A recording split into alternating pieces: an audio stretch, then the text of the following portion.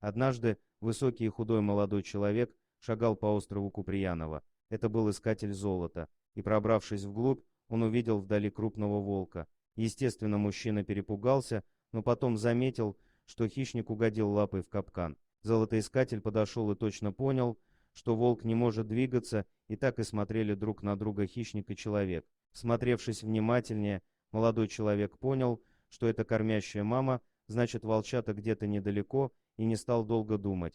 Он все равно рассматривал вариант, что она может напасть, но оставить ее и детенышей на верную гибель был не в состоянии. И тогда он принялся искать волчат, так как рядом виднелись следы, и, пройдя несколько метров, действительно увидел нору. 4 детенышей сидели и скулили от голода. Вернувшись к волчице, он увидел, что та почуяла запах детеныша и принялась выть.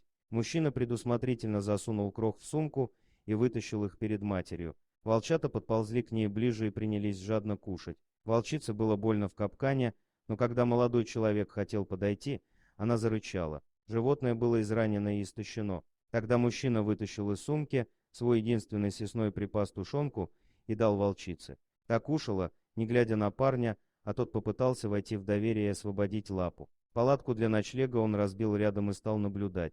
Волчата сразу привязались к нему, прыгали и лизали лицо. Прошли 2 сутки, парень вернулся с едой, он говорил с волчицей и давал ей покушать, а та только внимательно следила за ним. Однажды он рискнул погладить ее и очень обрадовался, когда волчица завиляла хвостиком, но и тогда он не стал действовать резко. Он накормил волчат при матери и осторожно начал поглаживать лапу в капкане. Волчица не рычала на этот раз, и он резко рожал капкан. Волчица резко встала и пошла, прихрамывая, а потом присоединилась к стае. 5 лет спустя мужчина снова был на том же острове, и, вспомнив былые приключения, вновь пошел на то же место, и ему послышался вой и силуэт волка вдали. Это была та самая волчица, и она его узнала, а рядом были 4 взрослых волка, те самые детеныши. Несколько минут они стояли и смотрели друг на друга, и волчица ушла. Больше они не виделись.